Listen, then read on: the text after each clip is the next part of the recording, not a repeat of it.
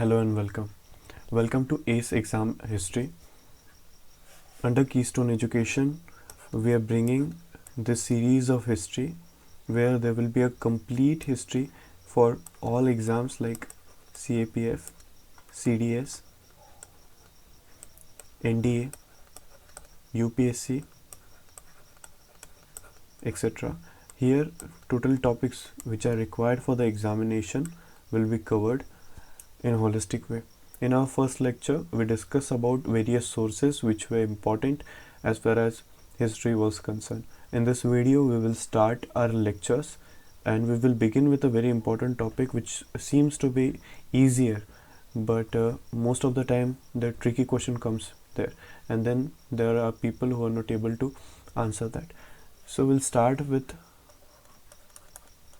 IVC, that is Indus Valley Civilization, or it is also called as Harappan Civilization.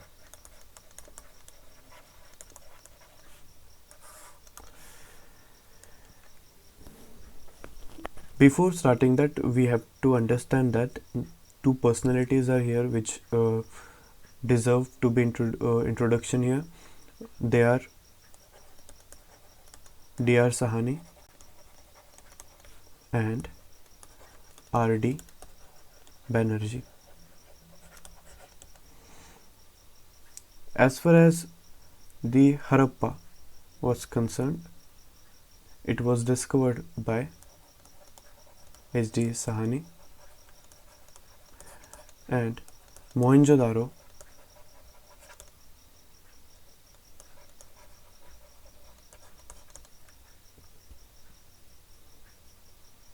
by R.D. Banerjee.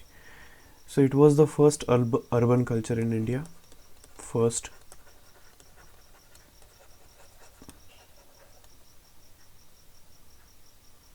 urban culture in India, and it is contemporary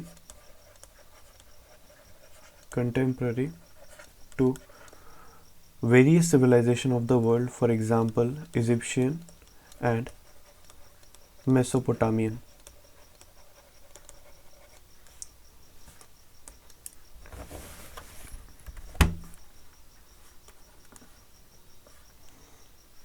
It developed gradually from Neolithic village culture and fertile plains of Indus, and there was a sufficient food and maintenance of non-agricultural people such as artisan and administrator. There were three phases as far as Indus Valley civilization or Harappan civilization was concerned. We'll divide them into three. First, we'll call them early, mature, and late.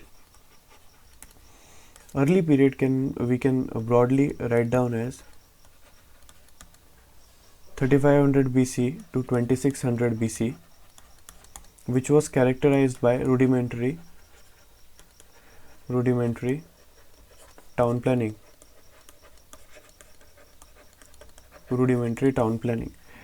The mature phase of Harappa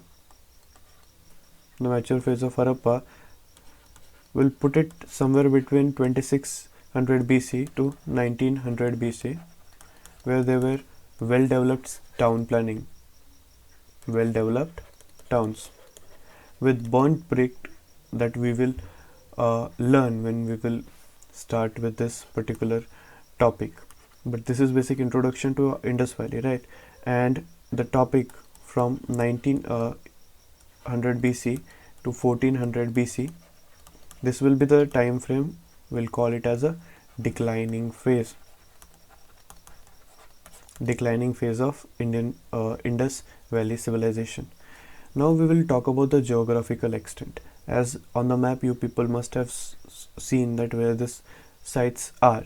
So there are more than 2800 sites which are discovered yet, and the larger part of Indus Valley civilization lies in now Pakistan. Sukta Gendor on the Makran coast is the westernmost part. Alamgir is the eastern part, Daimabad in Maharashtra is southern part, and Manda in Jammu Kashmir is the northern part. So this is the geographical extent of Indus Valley civilization. There are some of the important sites which worth mentioning. We will discuss their relevance and importance in the coming lecture, but here they are just the introduction is important because a simple question may come that these are the names of cities. Are they Indus Valley civilization sites or not? Such question was asked in 2019 UPSC. There were 4 cities given, and 2 of which were not part of Indus Valley civilization. So Shotugai is in Afghanistan.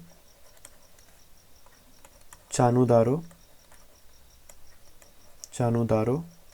is in Sindh province.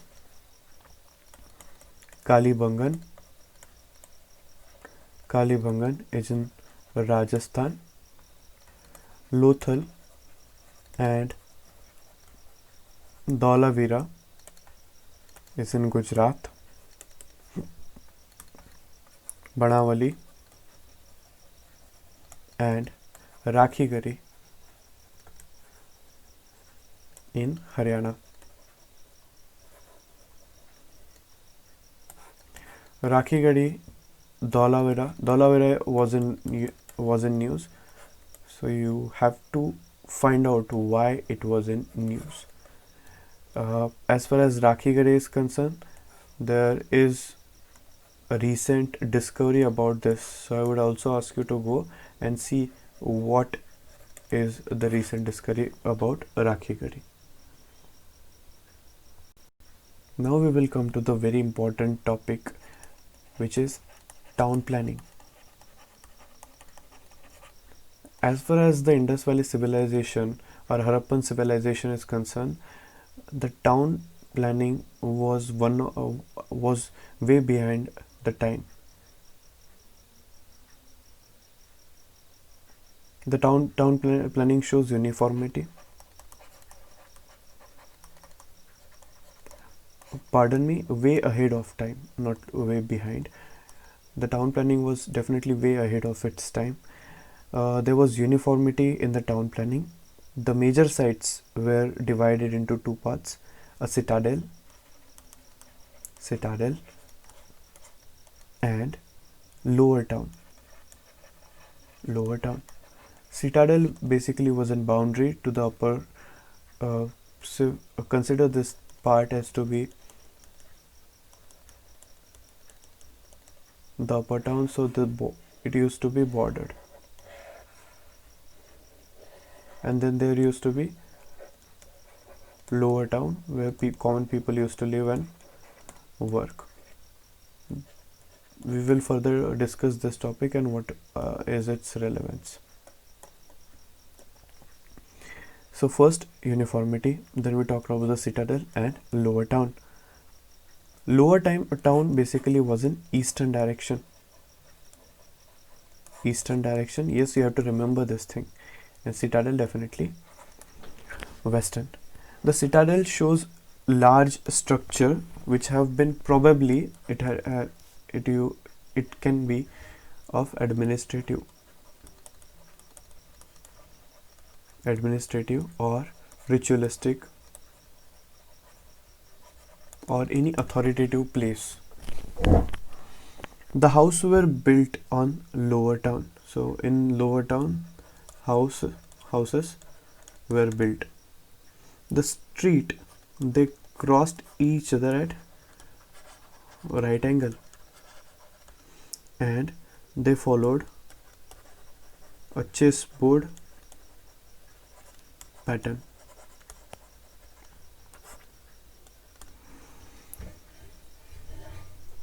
The main street is connected by narrow lane. So imagine that this is the road. So this main street was connected narrow lane, right? And if this is an house, its opening will be here. it will not be here, right? So the doors were not opening directly onto the street, they used to open here in a lane, right? And from there the people will go. So that is how the main street was connected by narrow lane, and the doors of the house open in this lane and not on the main street. The houses varied from single room in Harappa to bigger structure as 3-story. So from single room to 3-story, that is what the extent was, and they were built by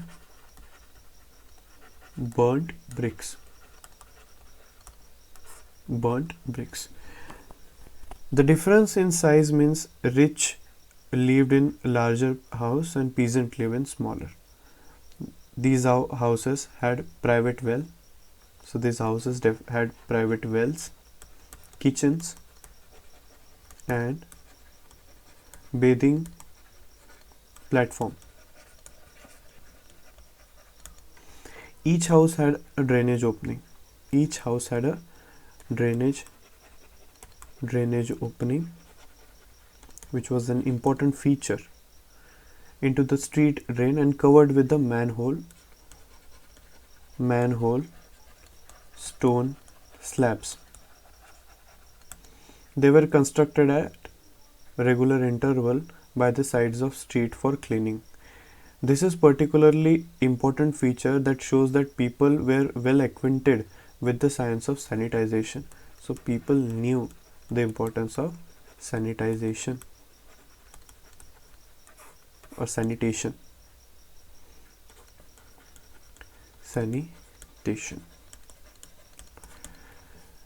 Now we will discuss about some of the important structurals which were remains from Harappan civilization. So first is Great Bath. The first question comes, where, right? So at Mohenjo-daro, that is the Mound of Death. It has a corridor on all sides with staircase. Corridor and all side with staircase in north and south. The water was supplied to it by a large well in the adjacent room. The bath had drain for outlet of water surrounded by set of rooms on the side for changing clothes. So there was changing rooms were there. There was inlet and outlet of water, and scholars believe that it was used for ritualistic bathing, which is still prevalent in the current Hindu society. A large granary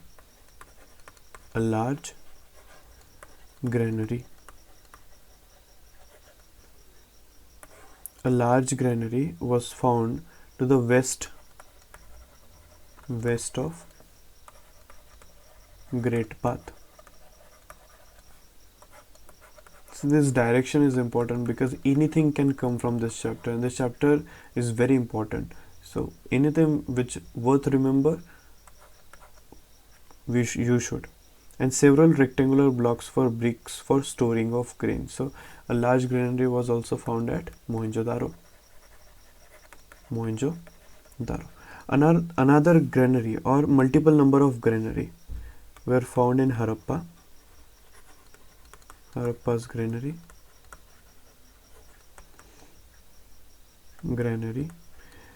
with rows of circular bricks platform.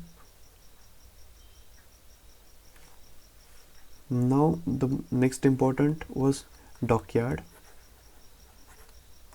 There was a dockyard where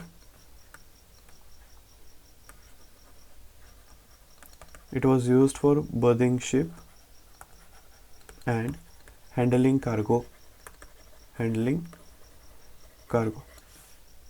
Where was the dockyard? Yes, it is Lothal. It suggests that Lothal was important port and trading center for Indus Valley civilization. The large tank found in Dholavira. Large tank was found in Dholavira.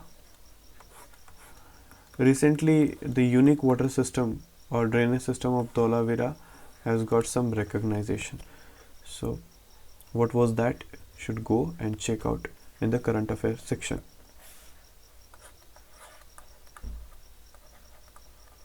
What was new? Now we'll talk about the economies. As far as the economy of Indus Valley civilization was concerned, agriculture was very important because there was a fertile alluvial soil by Indus of Indus River, and there was definitely surplus. And when there was a surplus of production in economy at that time, it was important that people should find some different work. So their development of artisans, etc. started, right? We will also see a plough marks. We found it in Kalibangan. So at Kalibangan we found plough marks. The terracotta plough and terracotta plough. Terracotta simply means that when there is a toy of say clay, it is burnt, it is called as terracotta plough. Terracotta, right? So terracotta plough was discovered in Banawali in Haryana.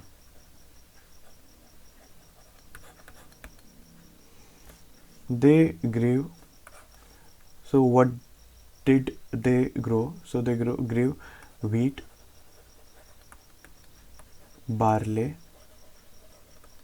peas, mustard, and sesame. So these were some etc. definitely that they grew. There was evidence of rice from the husk in places like Lothal and Rangpur. So there is an evidence of rice from Lothal and Rangpur. Lothal and Rangpur. Cotton was also grown.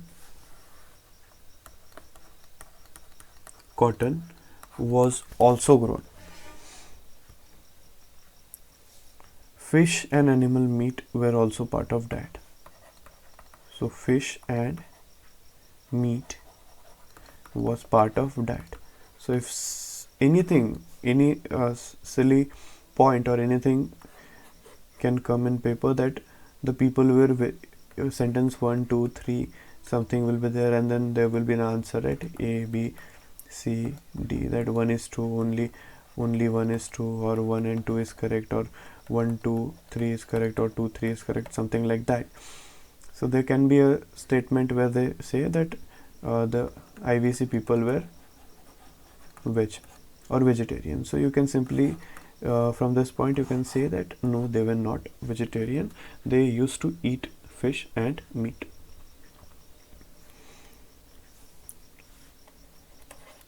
The important aspect of culture here is domestication of animal.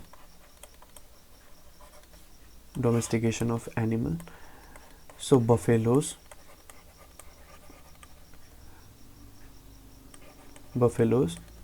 humped bulls, goats, sheep, and pigs were domesticated. There is also an evidence of dogs and cats. But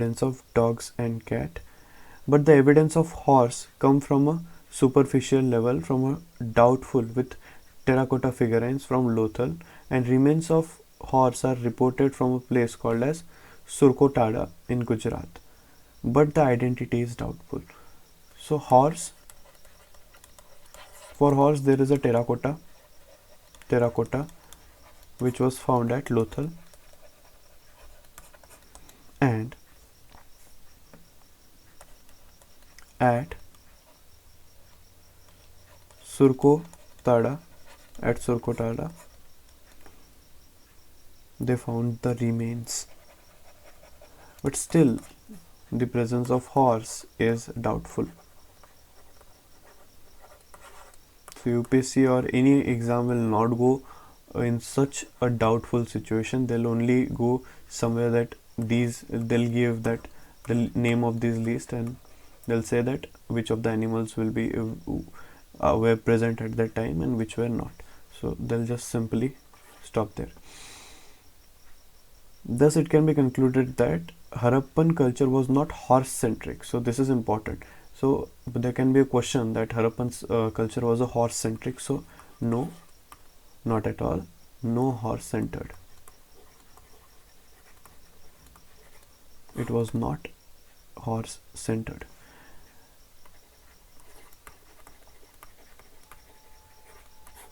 Now we'll talk about the economy. As far as any civilization concerned, its economy play a crucial role, a vital role in the development of and spread of that civilization or culture. So as far as the economy of Indus Valley civilization concerned, there were flourishing industries and craft. Harappan people used gold, silver and copper. However, they knew nothing, or they were unaware, or they were not aware of iron.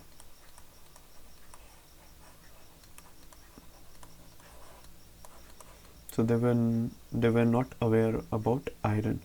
They manufactured gold objects such as bead, armlets, needles and ornaments. You see, this was a question asked in CAPF 2020, which was they asked that whether the people of Indus Valley wearing gold ornaments or not. So gold ornaments. So from here we can say that yes, they were using gold ornaments, but silver was more common than gold. Silver was more common than gold. A large number of silver ornaments such as dishes, etc., and copper tools, weapons such as axe, saw, chisel, knives, spearhead, etc. have been found. Another important point of prominence about Indus Valley civilization is that the weapons produced by Harappans were mostly defensive in nature. So the weapons which were produced by IVC people, they were mostly defensive, not offensive. And there is no evidence of weapon like sword. So another question can come that sword was found in Harappa. So no sword or no evidence of sword is there in Indus Valley civilization. Then copper was brought from Khetri, which is in Rajasthan. Gold was sourced from Himalayan riverbed,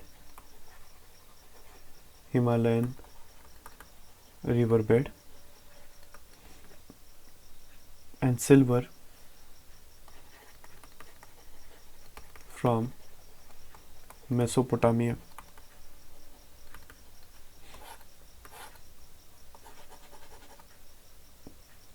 There is also evidence of limited use of bronze.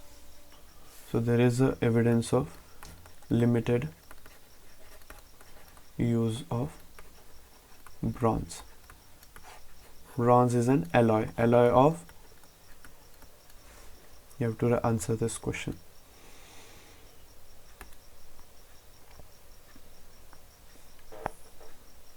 The famous specimen of bronze, which is Dancing Girl,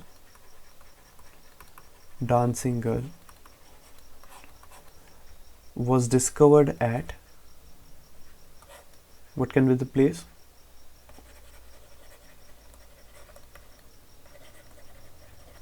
Yes, it is Mohenjo-daro. The dancing girl is nude figure. So there are some points which we have to understand. The dancing girl was nude. Then right arm on hip. Right arm on hip. And left arm was free. She was wearing large number of bangles. So she was only wearing bangles. Then we'll talk about the bead making.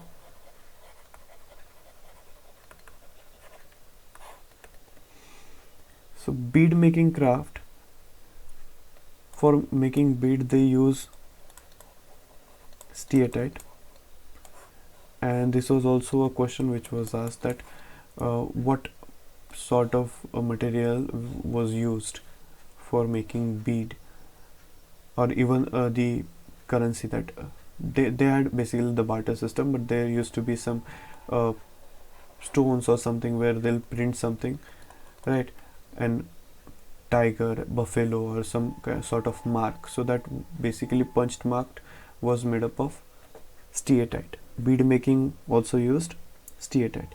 They were made of precious and semi-precious stone such as agate and carnelian.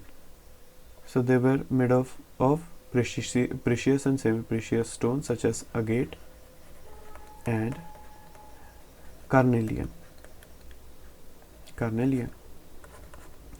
Lothal and Chanudaro. Lothal and Chanudaro.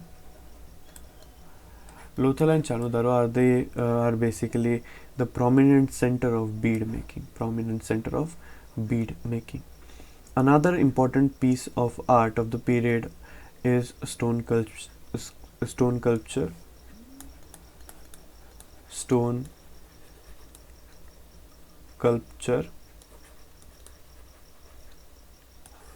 of bearded man. Stone sculpture of a bearded man. It was discovered at Mohenjo-daro. The man has half eye closed. Eyes are half open, which shows a position of meditation. Some scholars are of opinion that it was a priest.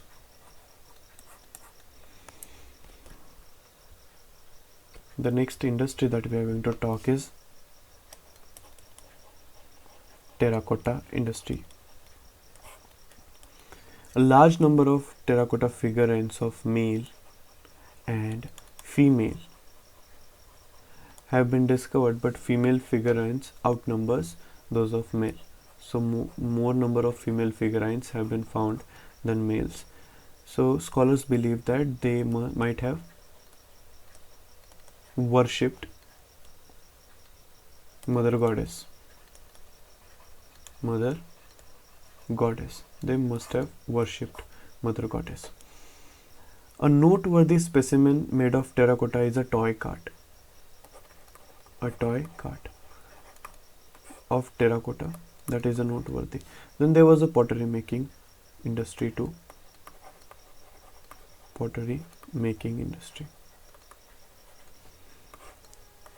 So yes, they had wheel,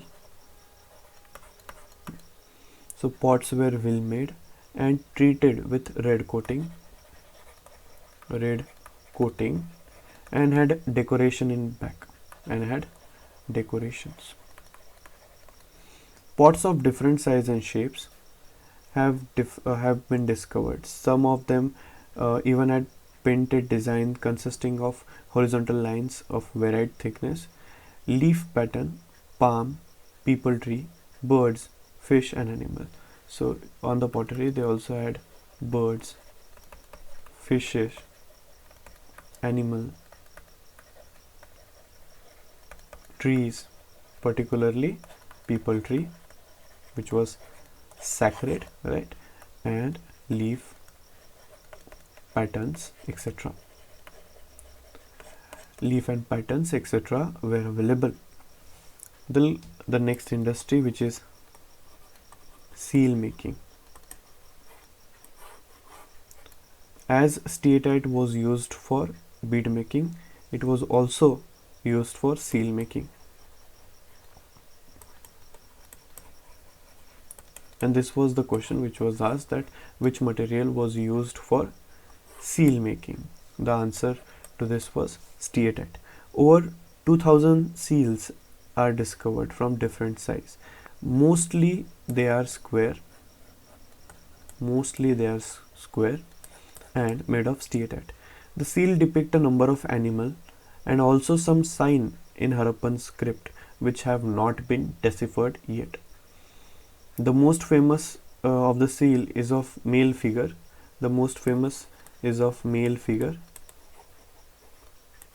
We call Pashupati or the Lord of Beast. The seal depicts a person with one horned male and three head sitting in yogic posture. He is surrounded by four animal and deer.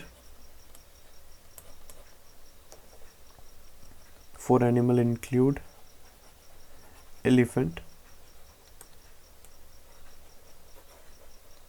tiger, rhino and buffalo. Now we'll talk about the trade aspect. For any economy to flourish, the trade is very important. That may be within the territory or that may be outside the territory.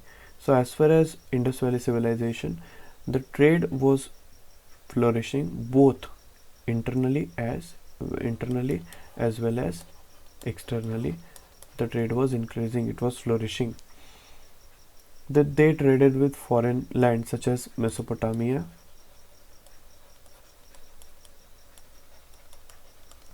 Egyptian civilization, etc. They traded.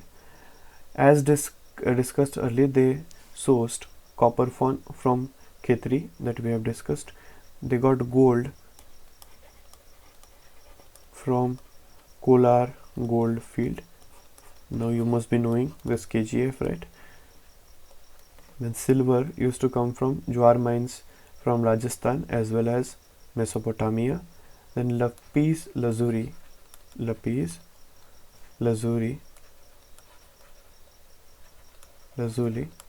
it came from Badakhshan province in northeast Afghanistan. I would ask you to go and highlight this place on the world map. Say it will be in northeast side of Afghanistan, and this kind of satisfying in finding this new place. Then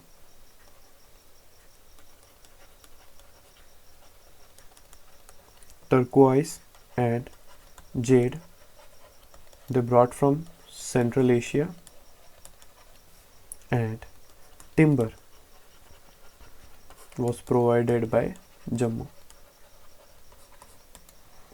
Trade with Mesopotamia and others is confirmed by the presence of seals artifacts, bead, dyes, etc. in this region. The seal of West Asian origin has also been discovered in Lothal. So important is seals, right? Artifacts,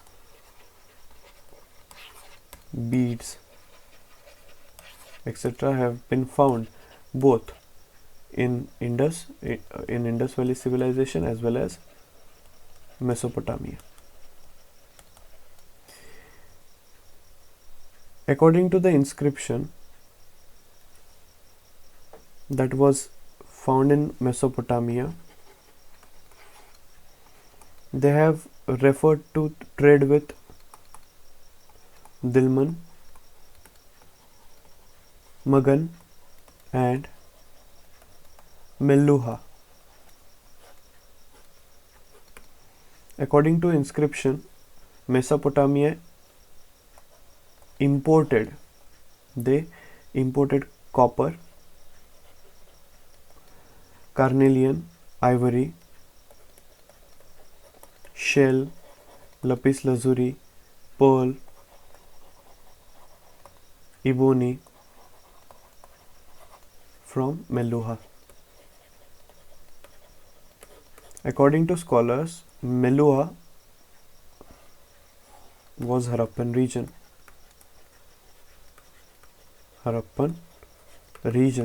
And the Magan refers to Makran coast, and Dilmun is Bahrain. So Makran coast, Dilmun, Bahrain. Now we will discuss the social conditions. Social conditions in Indus Valley civilization.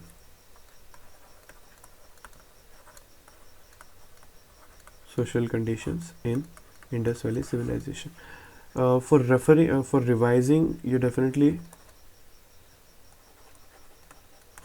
do this from NCERT. These are definitely the short notes which I have made from NCERT. You will find it in the same way every point, but only important topics have been covered. There are a lot of topics in Indus Valley chapter that are not at all needed, not even asked, and will never be asked.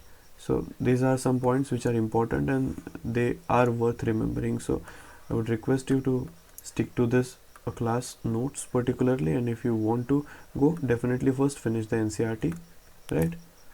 Now, it is believed to be matriarchal in nature. So this is something which is contradictory and something which student will make blunder into.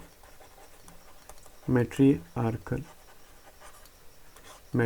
in nature, based on large number of terracotta figurines found in Punjab and Sindh province. The remains shows that different types of buildings were used by different classes, right? We have discussed that there was a single room building as well as 3-story building, so that shows the different classes presence. The presence of class workmen. During the town planning, we saw that there were manholes for cleaning of the sewage or cleaning of the area drainage. So that also shows the presence of class and workmen. There was workmen quarters near Granary at Harappa. Similarly, the workshop and house meant for coppersmiths and bead maker have been discovered at Lothal. So workshops and house meant for coppersmith and bead makers were also found in Lothal. It can be said that people who lived in larger house belonged to rich class, and the people who lived in barracks like workmen quarters were from the class of labor. The next topic here which is important is religious belief.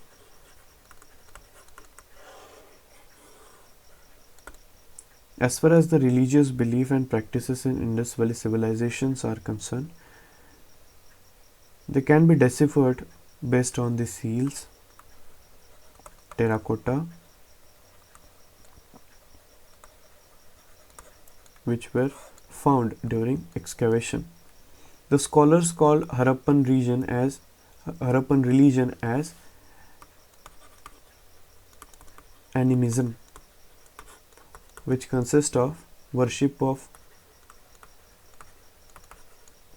trees, stones, etc. A large number of terracotta figurines were discovered at Harappan sites can be associated with worship of Mother Goddess. Worship of Mother Goddess. And hence, due to finding of so many female figurines, it was stated that it was a matriarchal society. In some figurine, female is shown with infant. So in some female was shown with infant. A special one is found that shows a plant growing out of uterus. So there is the important here plant which was growing out of uterus. Growing out of uterus. Plant growing out of uterus of women, probably symbolizing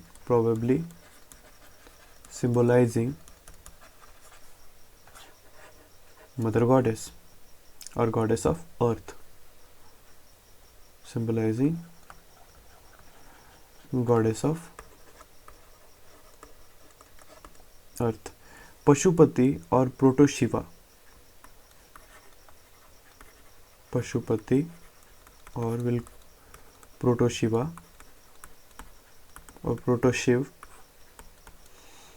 were sitting in yogic posture.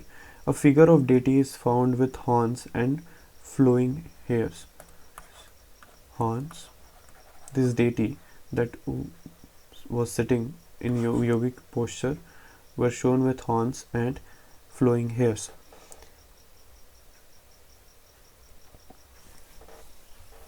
The next here is a figure of a deity which is standing nude between the branches of peepal tree. Between the branches of peepal tree, and worshipper is kneeling in front and may represent tree worship. So may represent tree worship. People were kneeling in front, and there is animal worship also appears to be popular. Animal worship seems to be another popular part here. The evidence of fire worship was discovered.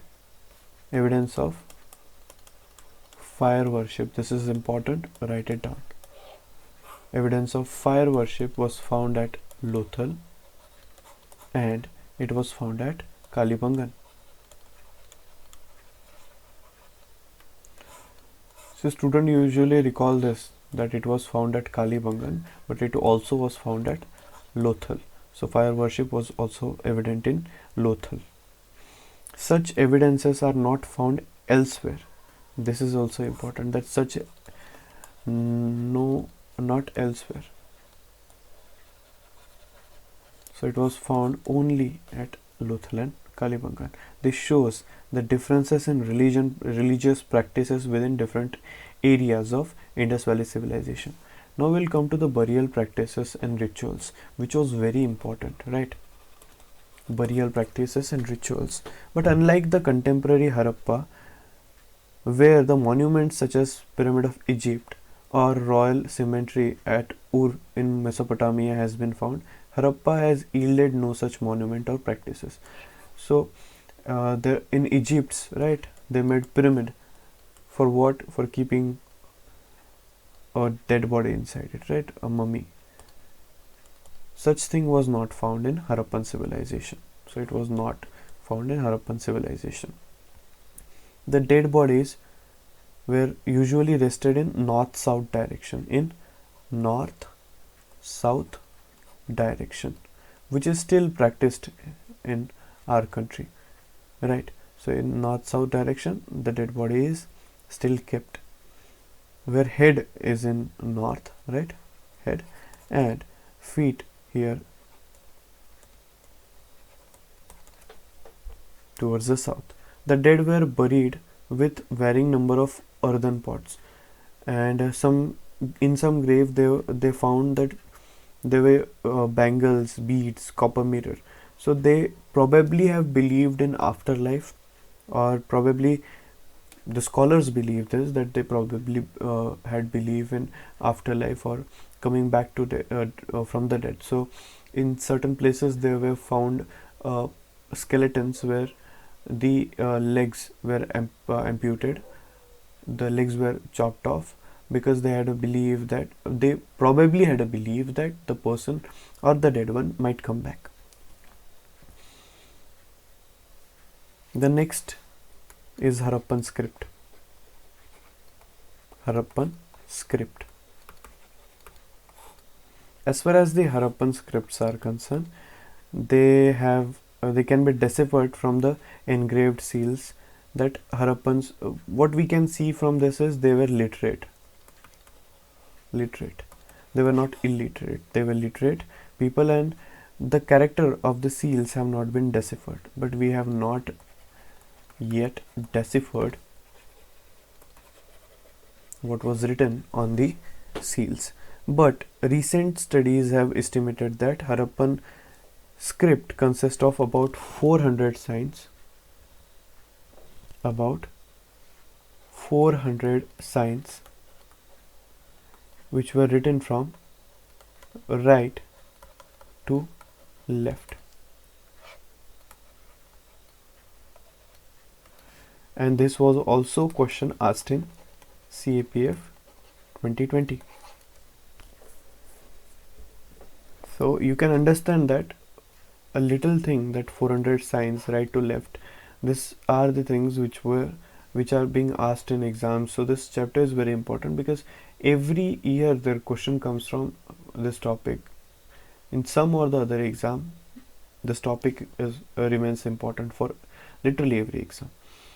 They use ideograms, that is the graphic symbol or character to convey the idea directly. So they use ideograms. Ideograms, it means that a graphic symbol, that the symbol means something. The scholar believed that they spoke Brahui, a dialect of Baluchi people in Pakistan today, but we can't say that much because some symbols which were present in Indus Valley civilization, they also are similar to certain writings of the southern people. I'm not able to recall the name of tribe, but somewhere in the southern India there is a tribe where the similarities of the symbols have been found, but those people they themselves have forgotten this particular part. Now we'll come to the very important topic, that is decline. Everything which goes up has to come down. That's the law of nature, that anything that you throw up will come down. So anything starting with early, it reached to the mature and then it declined. So this is the Indus Valley's story. So we'll see that from the post period, that is 1900 BC to around 1400 BC, this was a period of decline of Indus Valley civilization. There are multiple reasons that we will discuss ahead in this lecture, but now we'll discuss that there was a gradual disappearance in major cities, like major traits of the cities like town planning, art of writing, uniformity, inmates, etc. were gone. There was also shrinking in the settlement area.